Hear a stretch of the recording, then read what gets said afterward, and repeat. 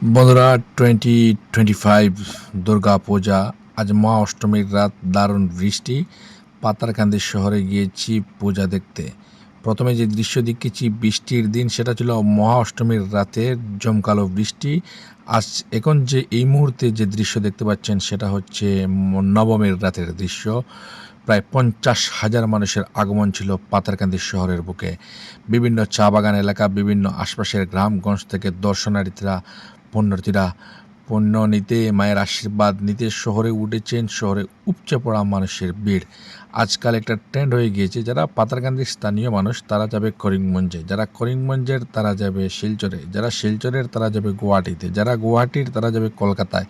সবথেকে বড় দুর্গাপূজা হয় ভারতবর্ষের মধ্যে একমাত্র কলকাতায়, কারণ বাঙালির শহর হচ্ছে কলকাতার। বাঙালিদের মেইন পুজো হচ্ছে এই দুর্গাপূজা।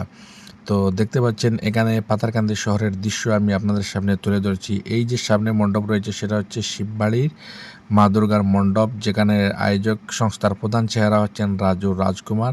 এবং যেদিকেই তাকাবেন সেদিকেই মানুষ আর মানুষ। আর সব থেকে বেশি মজা লাগার ব্যাপারটা হচ্ছে যে এই ছোটো ছোটো শিশু থেকে শুরু করে মাঝারি বয়সী যারা রয়েছে জেড জেনারেশনের, তাদের কিন্তু সংখ্যাটা একটু বেশি বললেই চলে। কারণ আজকাল আর মধ্যবয়স্ক বা একদম বয়স্ক যারা, তারা কিন্তু আর এসব ভিড়ভাড় এলাকায় আসতে বেশ একটা স্বাচ্ছন্দ্য বোধ করেন না।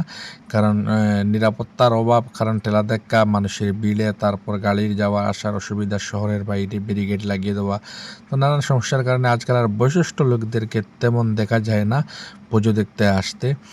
আগের দিনে দেখা গেলে এখন আর দেখা যায় না। এখানে দেখতে পাচ্ছেন খুব হই হুল্লোড় হচ্ছে, নাচানাচি হচ্ছে। শিববাড়ি রেলওয়ে স্টেশন যে রয়েছে পাতারকান্দি, সেই রেলওয়ে স্টেশনের ভিতরে রেলওয়ে স্টেশন চত্বরেই কিন্তু সুন্দর পূজার আয়োজন করা হয়েছে শিববাড়ি শিব মন্দিরের পক্ষ থেকে। সামনে দেখতে পাচ্ছেন পাতারকান্দি মোটর স্ট্যান্ড, মসজিদ, এবং সারিবদ্ধভাবে একে একে দর্শনার্থীরা কিন্তু আসছেন শিব মন্দিরের দিকে।